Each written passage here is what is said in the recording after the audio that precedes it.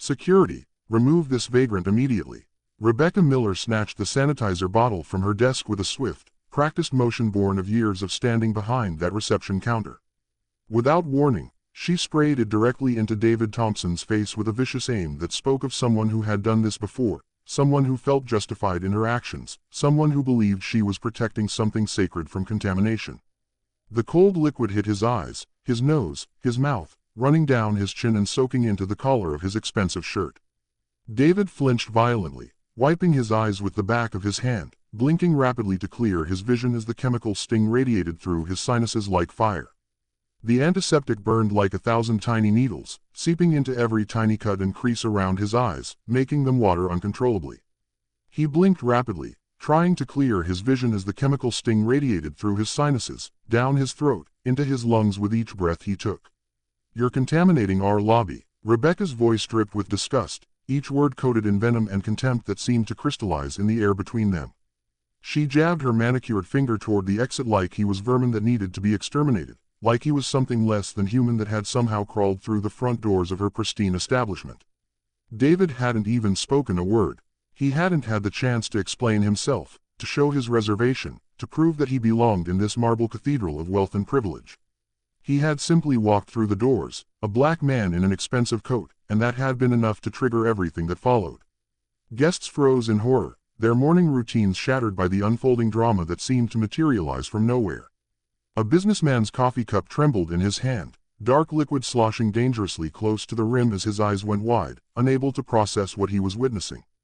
This was not the kind of thing that happened at the Grand View Grand.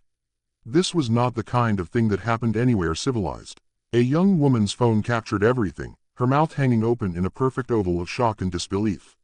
She didn't even realize she was recording until later, her instincts taking over as she bore witness to something that would change all their lives, something that would be discussed at dinner tables and office water coolers for weeks to come.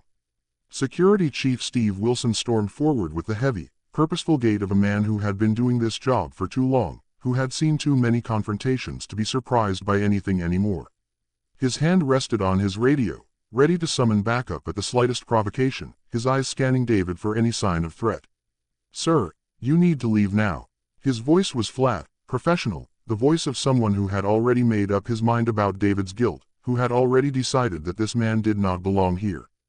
David's voice stayed impossibly calm despite the stinging in his eyes, despite the burning in his throat, despite the humiliation of being treated like a criminal in front of dozens of people who were watching with a mixture of horror and fascination.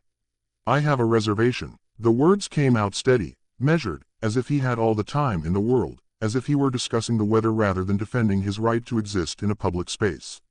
Rebecca's laugh was cruel, theatrical, a sound that echoed off the marble walls and seemed to hang in the air like smoke from a fire that was still burning. "Sure you do, sweetie." The condescension in her voice was palpable, a weapon she wielded with practiced ease, a weapon she had used many times before against people she deemed unworthy of her hospitality. The marble lobby buzzed with shocked whispers and clicking cameras, a symphony of judgment and documentation that seemed to grow louder with each passing second. People were already posting on social media, already forming opinions based on what they could see, which was only the surface of a much deeper and more troubling story that was still unfolding. The sanitizer's sharp smell hung in the air like evidence, like an accusation that couldn't be denied, like the scent of injustice itself. It was the smell of ammonia and alcohol and something else, something that smelled like fear and anger and the ugly truth of what happens when prejudice meets power. Have you ever been judged by your appearance before anyone knew who you really were? The question hung in the air, unanswered and unanswerable in that moment of chaos and confusion. The sanitizer still stung David's eyes as Rebecca Miller circled him like a predator, her heels clicking against marble with each deliberate step, the sound echoing through the lobby like a countdown to destruction. She moved with the confidence of someone who believed she was in complete control, who thought she had the upper hand in this situation, who had no idea that the ground beneath her feet was about to give way. "Look at this," she announced to the growing crowd, her voice carrying across the lobby like an announcement from a town crier. "Another scammer trying to con his way into our penthouse suites." Her words were designed to appeal to the prejudices of her audience, to paint David as a threat, as someone who didn't belong in this world of luxury and privilege.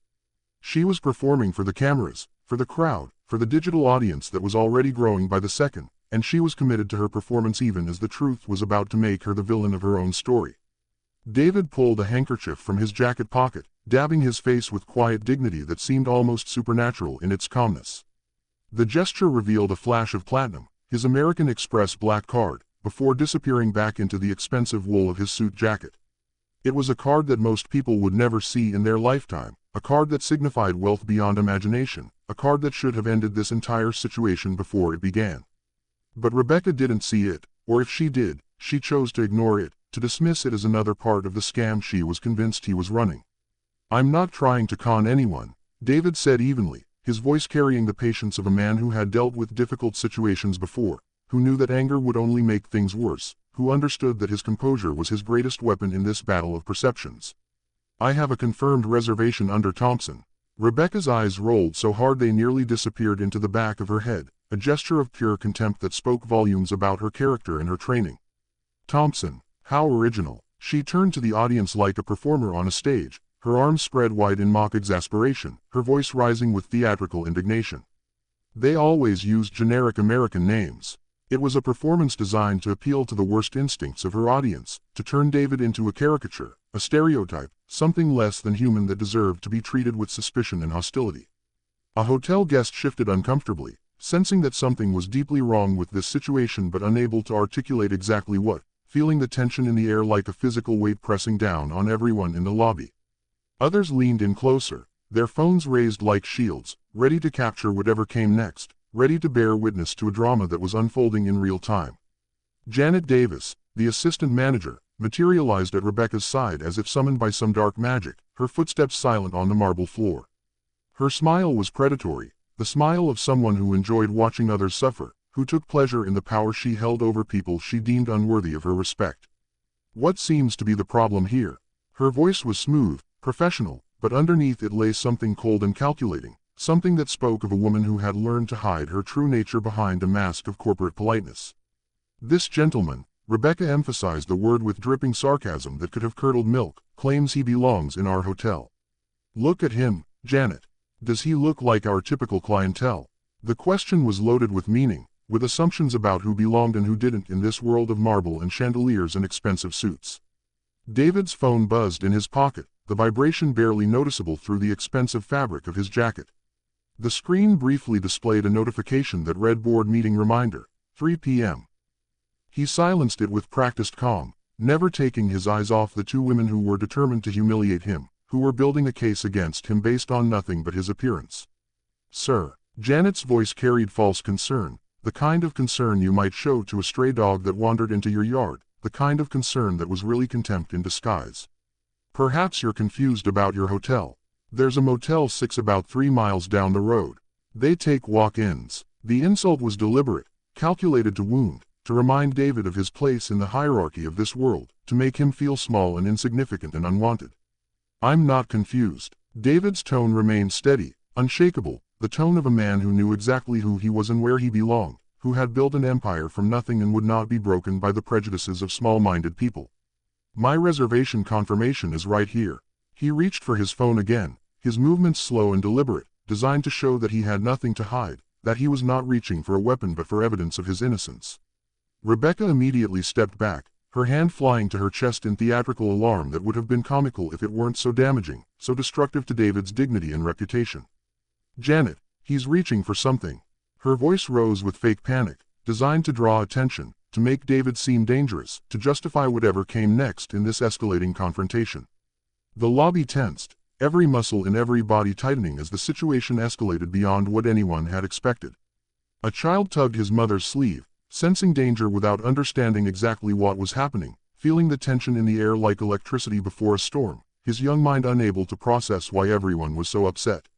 Steve Wilson materialized beside them, his security badge catching the chandelier light, the gold trim glinting like a badge of authority that he wielded without question. "Sir, I need you to keep your hands visible."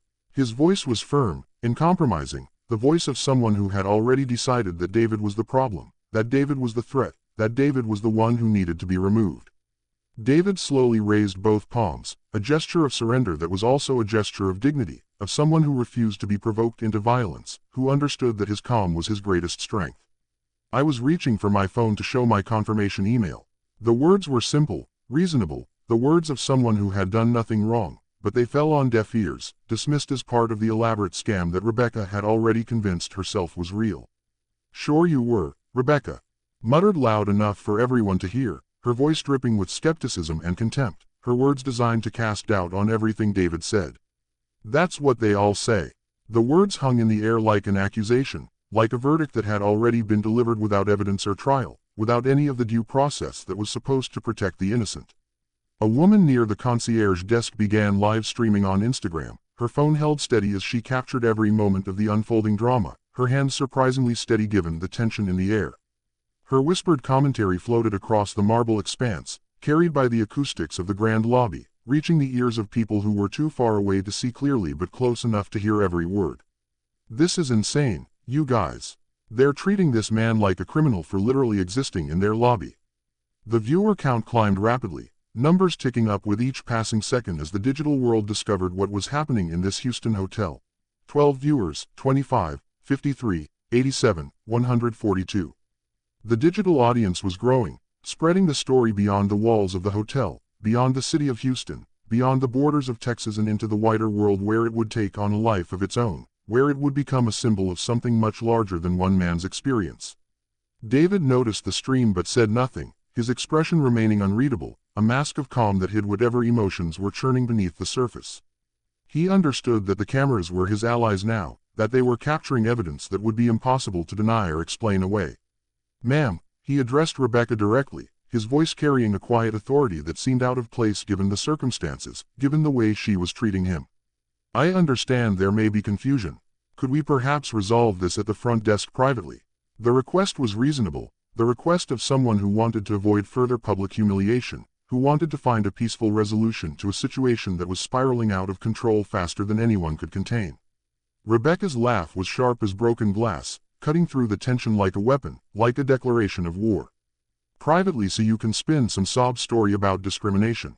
She turned to her growing audience, her voice rising with the confidence of someone who believed she was on the right side of history, who had no idea that history was about to judge her harshly.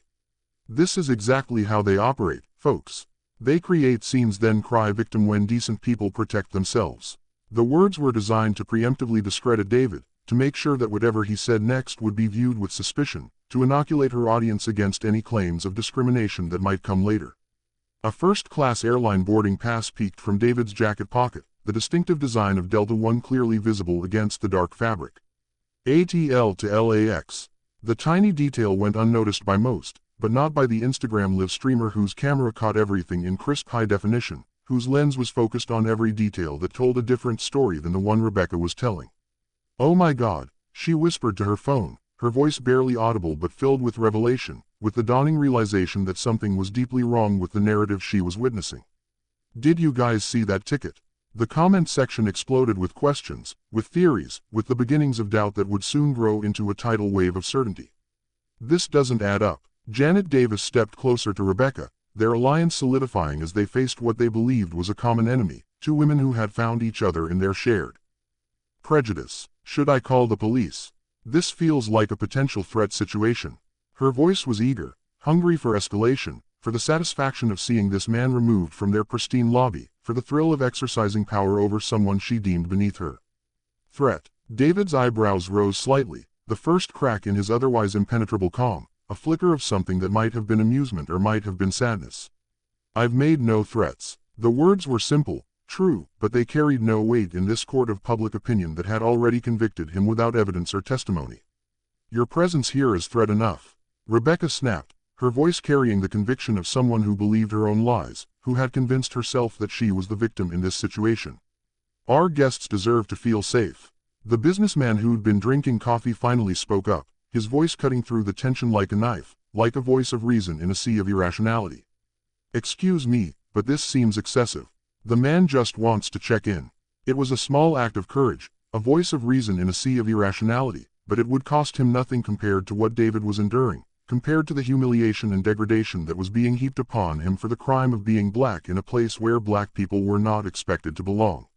Rebecca whirled on him, her eyes flashing with anger at being challenged, at having her authority questioned by someone who was supposed to be on her side. "Sir, with respect, you don't understand the security challenges we face daily. People like this." She gestured dismissively at David, a wave of her hand that dismissed his humanity, his dignity, his right to be treated with basic respect. They target luxury establishments specifically.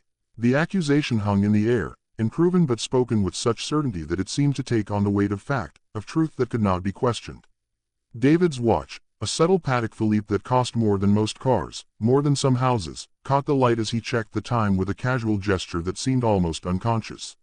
Another small detail, another piece of a puzzle no one was assembling yet, another clue that the narrative Rebecca was constructing was built on sand.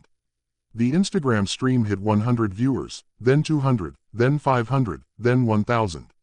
Comments flooded in faster than anyone could read, a torrent of opinions and judgments from people who had never met David, never seen him before, but who were already forming strong opinions about what was happening. This is discrimination, pure and simple. Why won't they just check his reservation? Something's not right here. The voices of reason were growing louder, but they were still drowned out by the chaos of the moment, by the drama that was unfolding in real time before a digital audience that was growing by the second. Steve Wilson's radio crackled with static, then a voice that carried the authority of command. "Wilson, report status." He keyed the mic without breaking eye contact with David, his thumb pressing the button with practiced efficiency, his eyes never leaving the man he had already decided was a threat. Potential trespassing situation in main lobby. Individual refusing to leave premises. The report was a lie, or at best a distortion of the truth, but it became official the moment it was spoken into the radio, recorded in the logbooks of the security department, preserved for posterity as evidence that would be used against them. "I haven't refused anything," David said quietly, his voice carrying a weight that seemed to cut through the noise, through the chaos, through the prejudice that surrounded him. "I've simply asked to check in." Rebecca pulled out her phone, holding it like a weapon, like a shield, like a tool of oppression that she wielded without understanding the power of the technology in her hands. "I'm documenting everything for our legal team." Her voice was triumphant, as if she had already won, as if the outcome of this confrontation was already decided, as if the evidence she was collecting would vindicate her rather than condemn her. This is what harassment looks like, people. They come in here, make demands, then claim discrimination when we protect our business. The irony of her words was lost on her, lost in the fog of her certainty, lost in the conviction that she was right and David was wrong.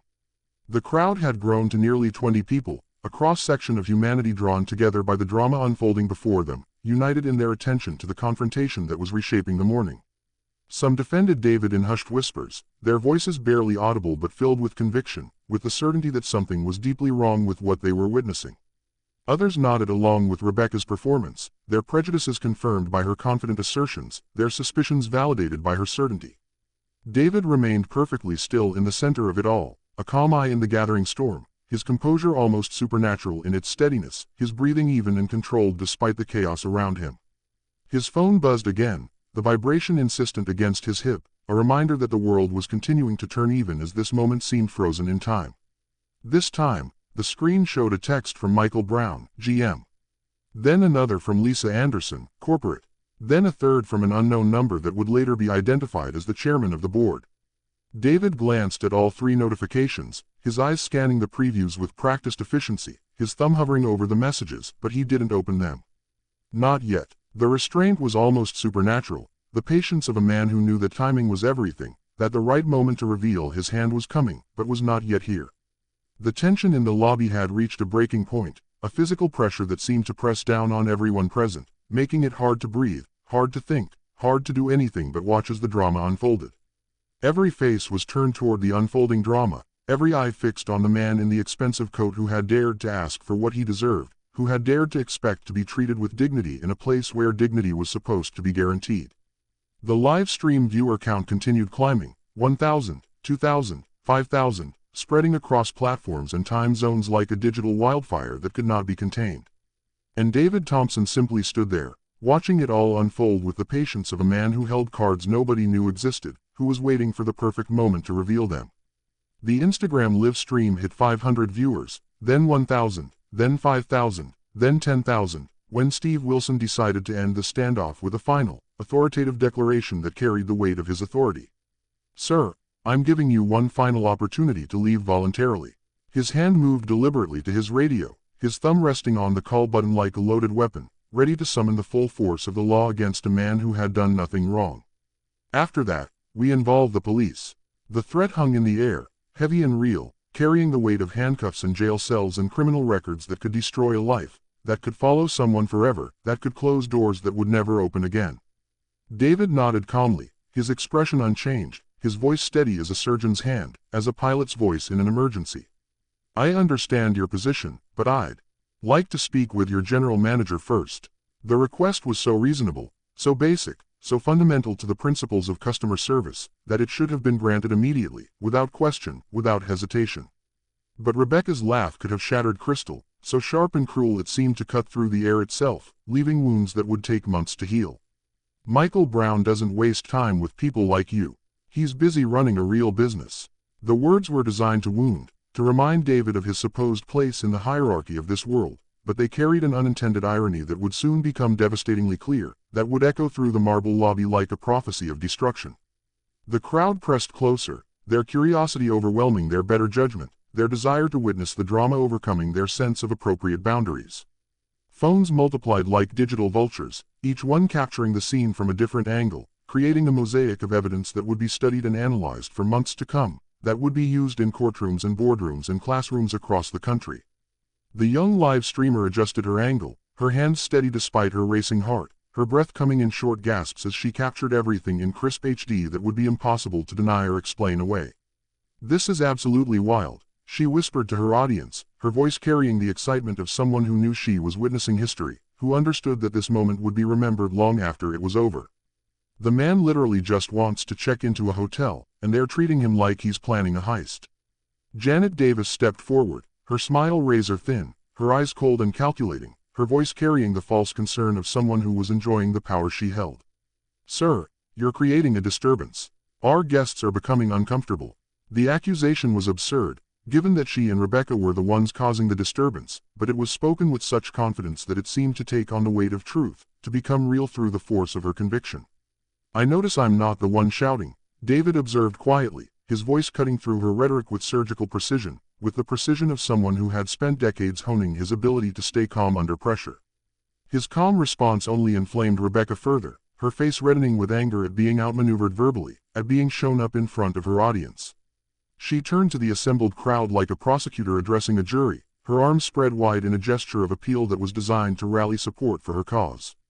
"Ladies and gentlemen, this is textbook manipulation. Notice how he stays calm.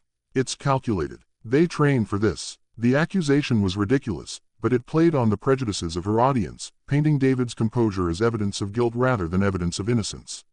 An elderly woman near the elevator frowned, her brow furrowing with confusion and concern, her voice carrying the wisdom of someone who had seen enough of the world to know when something was wrong. Train for what exactly? The question was simple, honest, asked by someone who hadn't yet been corrupted by the narrative Rebecca was constructing, who was still capable of seeing things as they were. "Scamming," Rebecca declared, her voice ringing with false certainty, with the conviction of someone who had committed herself to a lie and could not turn back. "They study our protocols, learn our weaknesses, then exploit our politeness against us."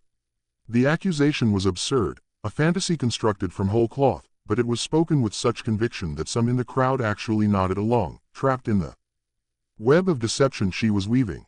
Steve Wilson's radio crackled again, the static cutting through the tension like a knife, like a reminder that time was running out. "Wilson, ETA on resolution. 3 minutes or we're calling HCPD, he responded, his eyes locked on David with the intensity of a predator watching its prey, with the certainty of someone who believed he was doing the right thing.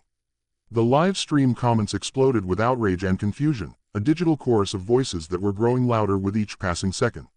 "Record everything. This hotel is about to get sued. Where is the manager? Somebody needs to help this man." The voices of conscience were growing louder, but they seemed powerless against the machinery of prejudice and power that had been set in motion, against the momentum of a situation that had spiraled far beyond anyone's control. David checked his watch again, the subtle Patek Philippe catching the chandelier light with each movement, each glint a reminder of the wealth and status that should have protected him from exactly this kind of treatment. The gesture was casual, almost unconscious, but the live streamer's camera captured the expensive timepiece clearly, her zoom lens bringing the details into sharp focus for her growing audience. "Guys, look at his watch," she whispered urgently, her voice carrying the excitement of discovery, of revelation, of the pieces of the puzzle finally falling into place. "That's like a $50,000 watch." Something is seriously wrong with this picture. Her viewer count hit 1,000 and continued climbing, the digital audience growing with each passing second as the story spread across platforms and time zones. Rebecca noticed the growing online audience and played to it shamelessly, her voice rising with theatrical indignation that was designed to shape the narrative that was spreading across the internet. This is what we deal with every day, folks. The words were addressed to the cameras as much as to the crowd, a performance designed to shape the narrative that was spreading across the internet. They dress up, put on expensive accessories, probably fake, and try to intimidate honest working people. David's expression didn't change, but something flickered behind his eyes, a hint of the storm that was building beneath his calm exterior, a glimpse of the power he was holding in reserve. Janet Davis pulled out her own phone, recording from a different angle, adding to the mountain of evidence that would soon be analyzed by lawyers and journalists and historians. I'm documenting everything for legal protection.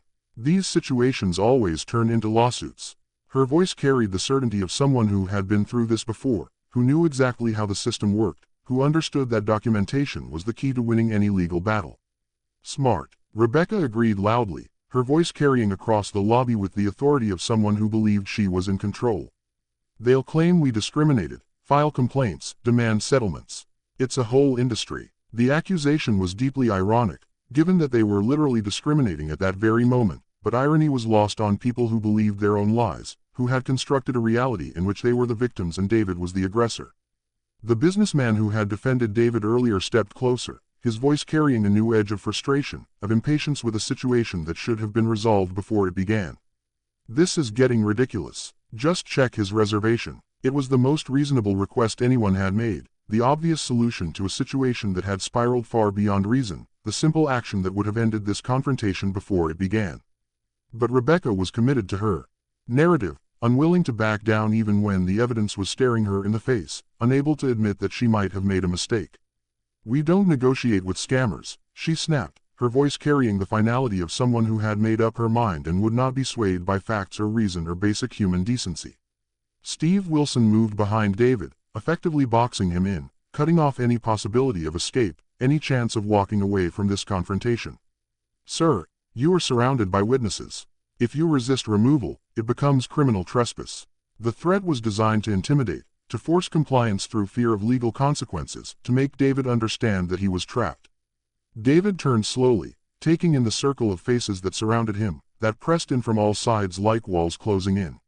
Hotel staff, security, guests, cameras, everyone waiting for his next move, everyone expecting him to break, to run, to confess to crimes he hadn't committed. I'm not resisting anything, he said clearly, his voice carrying through the marble lobby with the authority of absolute truth, with the certainty of someone who knew he was in the right. I'm simply standing here. His phone buzzed again, the screen lighting up with another message. This time, it was Michael Brown, GM, again. Another text from Lisa Anderson, corporate, and another from an unknown number that would later be identified as the CEO's office. David glanced at all three notifications, his eyes scanning the previews with practiced efficiency, but he made no move to answer. The restraint was almost supernatural, the patience of a man who knew exactly what he was doing, who understood that the moment was not yet right.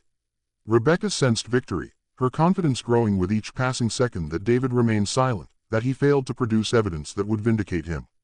Her voice rose triumphantly, carrying across the lobby like a declaration of war, like a victory speech delivered too early. See how they always have excuses. Always have someone to call. It's all part of the con. The live streamer's audience had grown to 1,500 viewers, a digital crowd that was growing by the second, that was watching this drama unfold from living rooms and offices and coffee shops across the country. Local news blogger at HTX News now joined the stream, immediately boosting visibility and credibility, bringing the story to a wider audience that would amplify it beyond anything anyone in the lobby could imagine. Holy shit, the live streamer breathed, her voice barely audible as she read the comments flooding in, as she watched her audience grow in real time. Channel 2 News is watching. This is going viral. Steve Wilson heard her and stiffened, his body tensing with the realization that this situation had escalated far beyond what he had anticipated, that he was now part of a story that was spreading beyond his control. Ma'am, please stop recording. The request was weak, desperate, the request of someone who knew they had lost control of the narrative, who understood that the cameras were now the most powerful force in the room. It's a public space, she replied firmly, her voice carrying the certainty of someone who knew her rights, who understood that the First Amendment protected her right to bear witness. First Amendment rights. The words hung in the air like a challenge, a declaration that she would not be silenced, that she would continue to bear witness to whatever happened next. Rebecca's confidence wavered slightly, a crack in her armor that was barely visible but unmistakable to those who were paying attention. Viral videos meant corporate attention. Corporate attention meant uncomfortable questions. But she had gone too far to back down now, had committed too completely to her narrative of David as a criminal and a scammer. Fine, she declared, her voice carrying a bravado that was starting to ring hollow, that was beginning to sound like the desperate bluster of someone who knew they were losing. Let everyone see what we deal with. This is what discrimination actually looks like. Hardworking Americans being harassed by people who think they can intimidate their way into anything. David's phone buzzed a third time, the vibration insistent against his hip. Emergency board meeting 4 p.m. The screen glowed with the notification, visible to anyone who was paying attention, a reminder that the world of business was continuing to turn even as this drama unfolded. His thumb hovered over the message, a gesture that seemed almost unconscious, but he didn't open it. Not yet. The timing had to be perfect. The moment had to be right. See, Rebecca pointed at his phone, her voice rising with renewed confidence, with the energy of someone who thought she had found another piece of evidence to support her narrative. Always with the important calls. Probably calling his lawyer already. The accusation was designed to make David seem guilty, to paint his connections as evidence of criminal intent rather than evidence of legitimate business, to turn his resources against him. The crowd murmured, some nodding along with Rebecca's narrative, others looking skeptical now, their prejudices warring with the evidence of their own eyes. The details weren't adding up, and the cognitive dissonance was becoming uncomfortable. The expensive watch, the first-class boarding pass, the calm demeanor under extreme pressure that seemed almost supernatural in its steadiness. None of it fit the picture of a scammer that Rebecca was painting, none of it made sense in the narrative she was constructing. Steve Wilson keyed his radio, his thumb pressing the button with deliberate finality, with the certainty of someone who was about to change the course of events forever. Dispatch, requesting HCPD unit to Grandview Grand, main lobby. Trespassing situation. The words hung in the air like a death sentence, carrying the weight of handcuffs and criminal records and lives that could be destroyed in an instant. Copy that, Wilson. Unit en route. ETA 4 minutes. The response crackled through the radio, audible to everyone in the immediate vicinity, a countdown that seemed to echo through the marble lobby like a ticking clock. The announcement sent a shock through the crowd, a ripple of tension that seemed to make the very air vibrate, that seemed to press down on everyone present with the weight of real consequences. This had escalated beyond public embarrassment into potential criminal charges, into something that could follow David for the rest of his life, that could close doors that would never open again. David closed his eyes briefly, as if making a difficult decision, as if weighing options that no one else could see, as if communicating with some inner counsel that was guiding his actions. When he opened them, something had changed. The calm was still there, but it was a different kind of calm now, the calm of someone who had made a decision and was ready to face the consequences, the calm of someone who was about to change everything. Before the police arrived, he said quietly, his voice carrying through the sudden silence that had fallen over the lobby, that had descended like a blanket over the chaos. I'd like to make one phone call.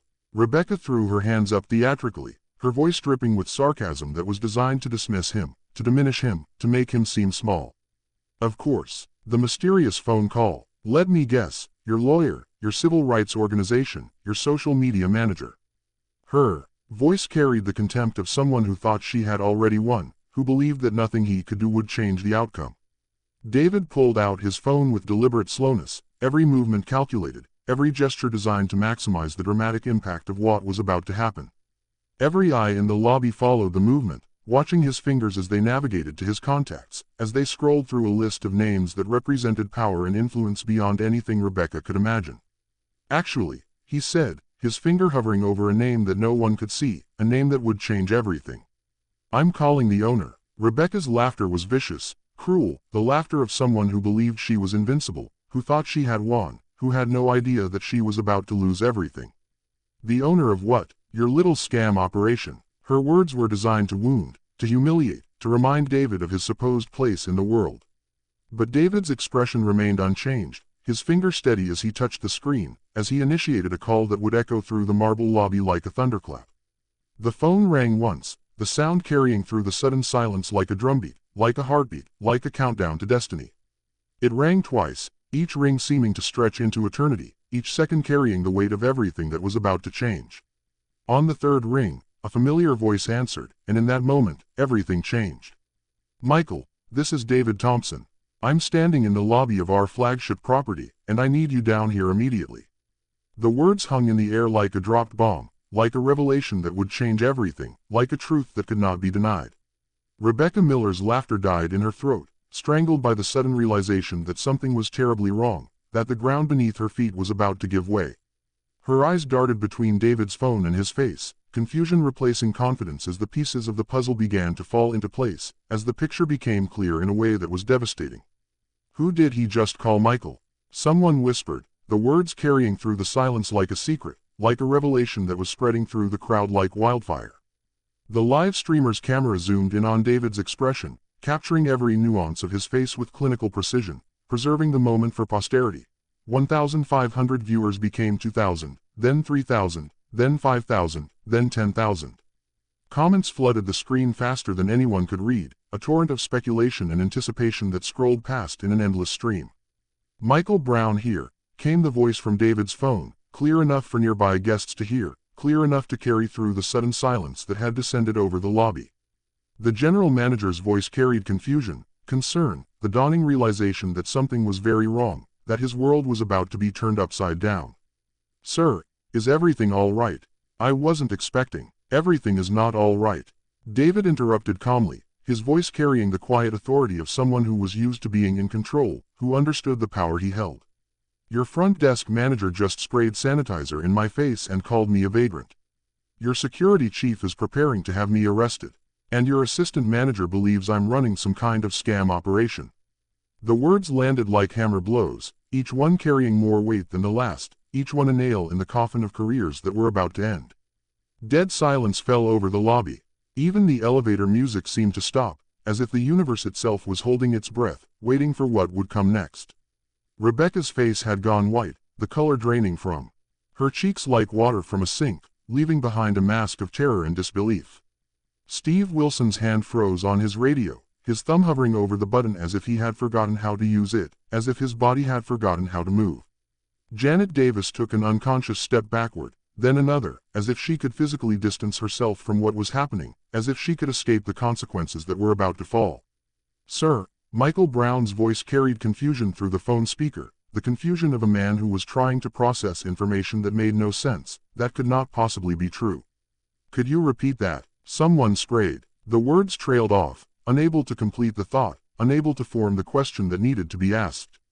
David reached into his jacket with deliberate precision, his movements slow and careful, designed to show that he had nothing to hide, that he was not reaching for a weapon but for something far more powerful. Rebecca flinched, her body tensing as if expecting violence, but instead of a weapon, he withdrew a business card. Ivory white, embossed with gold lettering that caught the chandelier light, that seemed to glow with the weight of authority. Simple, elegant, devastating in its implications. He held it up for the nearest camera, his hand steady, his expression unreadable, his eyes carrying the calm certainty of someone who had already won. David Thompson, Chief Executive Officer, Grand View Luxury Hotels and Resorts. The words hung in the air like a revelation, like a truth that could not be denied. The live streamer's phone nearly slipped from her trembling hands, a gasp escaping her lips as she read the words on the card, as she understood the magnitude of what she was witnessing. "Oh my God," she whispered, her voice carrying the shock of revelation, the awe of someone who had witnessed history. "Oh my actual God." 2,000 viewers became 3,000, then 5,000, then 10,000, then 25,000. The comment section exploded with disbelief and vindication, with the satisfaction of watching justice unfold in real time. "No way. He's the CEO. They're so fired. This is insane." The words scrolled past faster than anyone could read, a digital chorus of judgment and satisfaction that echoed across the internet. Rebecca Miller stared at the business card like it was written in a foreign language, like it was a puzzle she couldn't solve, like it was a sentence of death for everything she had built. Her mouth opened and closed soundlessly, fish-like, as she tried to find words that would somehow make everything right, that would undo the damage she had done. But there were no words that could undo what had been done, no apology that could erase the humiliation she had inflicted, no explanation that could justify the prejudice that had driven her actions. Steve Wilson's radio slipped from his nerveless fingers, clattering on the marble floor with a sound that seemed to echo through the sudden silence, that seemed to carry the weight of everything he had lost. Janet Davis gripped the reception counter for support, her knuckles white with tension, her face pale with the realization of what she had done, of how her career had just ended. The entire lobby held its breath, waiting for what would come next, waiting for the hammer to fall. David spoke into the phone again, his voice carrying the quiet authority of absolute power, of someone who held the fate of dozens of people in his hands. "Michael, I need you in this lobby in 60 seconds. Bring Lisa from bring our legal counsel if they're available." His voice left no room for argument, no room for negotiation, no room for anything but immediate compliance. "Yes, sir. Right away, sir. I'm so sorry, Mr. Thompson. I had no idea you were." The voice trailed off, unable to complete the thought, unable to find words adequate to express the depth of the apology that was needed, the magnitude of the failure that had occurred. 60 seconds, David repeated, and ended the call with a press of his thumb, the click of the disconnection echoing through the silent lobby. The silence stretched like a tightrope, thin and precarious, threatening to snap at any moment. Rebecca found her voice first, though it cracked with panic, with the desperation of someone who was watching their world collapse around them, who was grasping at any straw that might save them. This has to be fake. Anyone can print business cards. This is part of the scam." But her words lacked conviction, the confidence that had carried her through the past 15 minutes evaporating like morning dew in the harsh light of truth. The expensive watch wasn't fake. The first-class boarding pass wasn't fake. The platinum credit card wasn't fake. And the phone call to Michael Brown, their general manager, had been very, very real. The realization was dawning on everyone in the lobby, spreading through the crowd like a wave, like a revelation that could not be denied. David pocketed his phone and looked directly at Rebecca, his eyes meeting hers with a gaze that was neither angry nor triumphant, but simply certain, simply knowing. When he spoke, his voice carried new weight, the weight of authority that could not be challenged or denied, the weight of a man who held absolute power. "Ms. Miller, in the 18 months since I purchased this property, I've visited dozens of our locations. I've stayed in our hotels, eaten in our restaurants, used our services, always quietly, always observing." His voice was calm, measured, the voice of someone who was in complete control, who had been in control from the very beginning. Rebecca's breathing became shallow, her chest rising and falling with the rapid rhythm of panic, her hands trembling at her sides. "I've seen excellent hospitality. I've seen minor problems that needed correction. But I have never, in 23 properties across 6 states, seen anything like what I've witnessed here today." The live stream hit 4,000 viewers, then 5,000, then 10,000, then 25,000, then 50,000. Local news alerts started pinging across Houston phones, alerting subscribers to breaking news at the Grandview Grand, to a story that was spreading faster than anyone could contain. The digital world was waking up to what was happening in this marble lobby, and the story was about to go viral in ways that would change everything. Steve Wilson bent to retrieve his radio with shaking hands, his fingers fumbling with the device as if he had forgotten how to use it, as if his body was betraying him in his moment of greatest need. David continued, his tone remaining conversational despite the devastation in his words, despite the weight of what he was saying, despite the lives he was about to change forever. "This hotel generates $276 million in annual revenue. 23% of our corporate profits flow through this single location." The numbers hung in the air like evidence, real and specific and devastating, numbers that no scammer could fake, numbers that only someone with genuine knowledge of the business could know. "Our insurance policies contain strict anti-discrimination clauses. Federal civil rights violations void coverage entirely. The potential liability for today's incident, captured on multiple cameras and broadcast live to thousands of viewers, exceeds $50 million. The numbers fell like hammer blows, each one landing with devastating precision.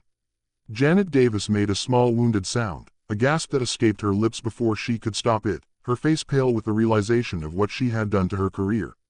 Her life, her future. The elevator chimed with a soft ding that seemed to cut through the tension like a knife, like a signal that the next act of this drama was about to begin.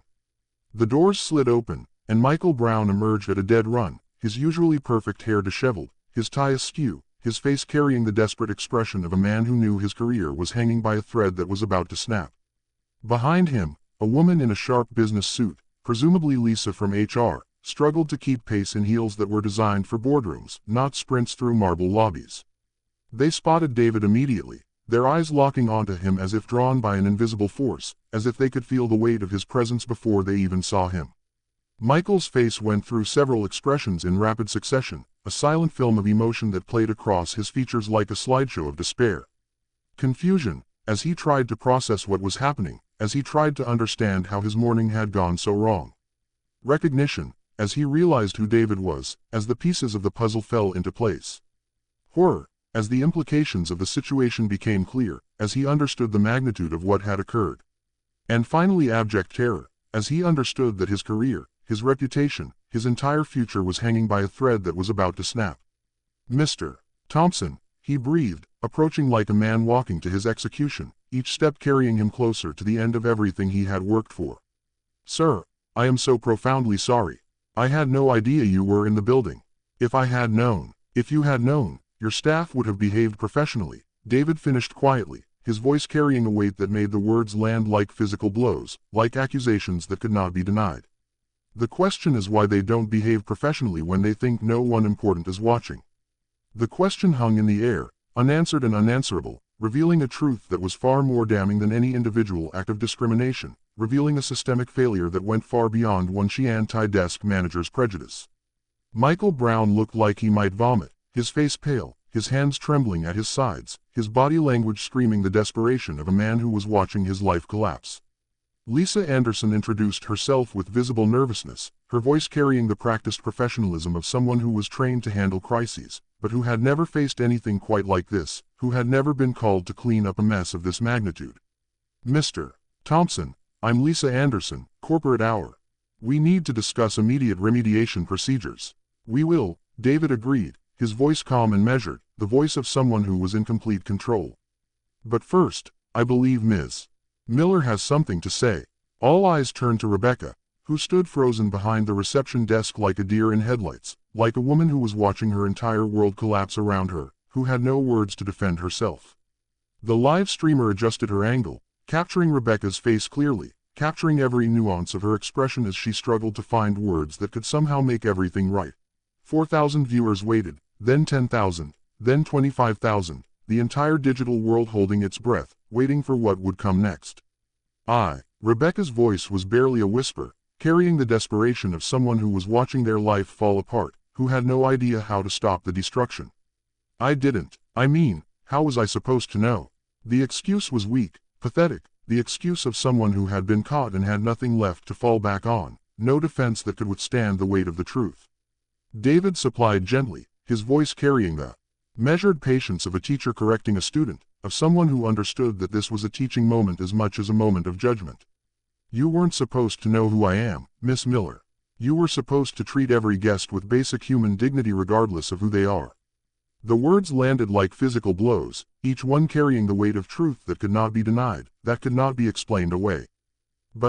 Rebecca tried again, grasping for any lifeline, any excuse that could save her from the consequences of her actions, any explanation that could make what she had done seem reasonable.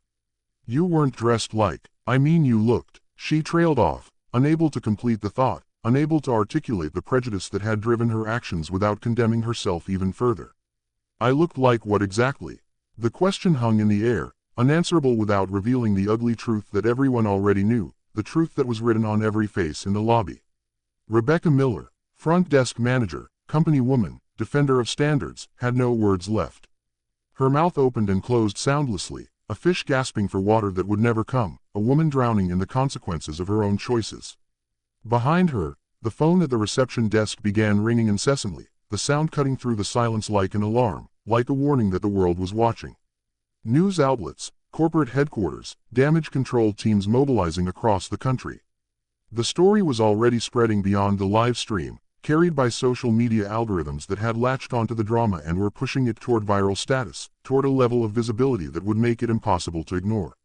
But in that marble lobby, surrounded by witnesses and cameras, only one thing truly mattered. A black man in an expensive coat had asked to check into a hotel. He had been sprayed with sanitizer, called a vagrant, threatened with arrest, and humiliated in front of dozens of people. And the whole world had watched what happened next. The whole world had seen the ugly face of discrimination, and the whole world was about to see what accountability looked like. David Thompson turned to face the assembled crowd, his voice carrying the measured authority of a boardroom presentation, the confidence of someone who had been in control from the very beginning, who had known exactly what he was doing.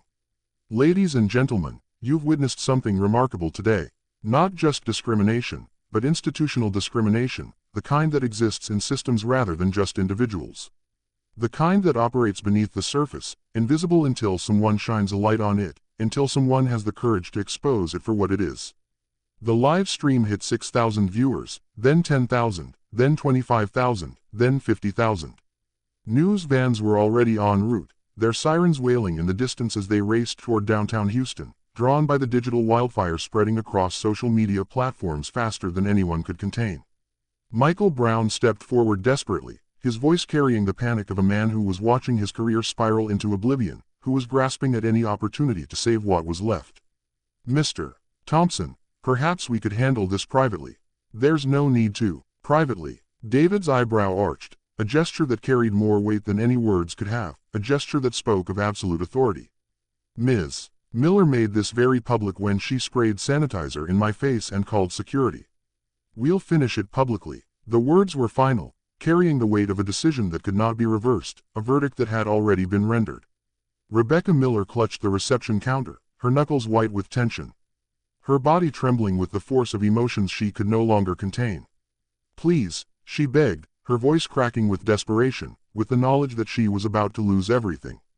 I have children. I need this job. I made a mistake. There was a pause, a moment of silence that seemed to stretch into eternity, that seemed to hang in the air like a held breath. Then David spoke, his voice carrying no anger, no triumph, only a quiet certainty that cut deeper than any accusation could have. You made a choice, multiple choices, each one captured on camera and broadcast to thousands of people. This wasn't a split-second error in judgment. This was a series of deliberate actions, each one worse than the last, each one a choice that led inevitably to this moment. Lisa Anderson fumbled with her tablet, her fingers shaking as she pulled up damage control protocols that were completely inadequate for the situation they were facing, that had never been designed for a crisis of this magnitude. Sir, we have standard procedures for incidents like. There are no standard procedures for this, David interrupted, his voice carrying the finality of a verdict, the certainty of someone who understood that they were in uncharted territory. Because this should never happen. He turned back to the crowd, his voice rising slightly to carry across the marble space, reaching every corner of the lobby where people had gathered to witness history. Grand View Luxury Hotels generates $1.2 billion annually across 23 properties. We employ 12,000 people. We serve over 2 million guests each year. The numbers hung in the air like evidence, real and specific and undeniable, numbers that carried the weight of an empire built from nothing, of a dream that had become a reality through hard work and determination. This single property, your flagship Houston location, represents $276 million in yearly revenue. Nearly a quarter of our entire corporate profits flow through this lobby. Steve Wilson's face had gone ashen, the color draining from his cheeks as he realized the magnitude of what he had done, as he understood that his career was over. Janet Davis pressed herself against the wall as if trying to disappear, as if she could somehow escape the consequences of her actions by becoming invisible, by fading into the marble behind her. David continued methodically, his voice carrying the measured cadence of someone who had delivered similar presentations in boardrooms across the country, but never with stakes this high, never with the entire world watching. Under Title II of the Civil Rights Act of 1964, public accommodations cannot discriminate based on race, color, religion, or national origin. The penalty for violations includes federal prosecution, civil lawsuits, and punitive damages. The live streamer zoomed in on David's face, capturing every nuance of his expression, every subtle shift in his eyes, every micro-expression that revealed the depth of his conviction. His calm delivery made every word more devastating, more final, more impossible to deny. Recent precedent includes a $12 million settlement against Hampton Hotels for similar discrimination. Marriott paid $8.5 million for racial profiling incidents. Those cases involved single complaints filed months after the fact. He gestured toward the phones recording everything, a sweeping motion that encompassed the entire scene, that included every camera, every witness, every piece of evidence. This incident has been witnessed by thousands of people in real time.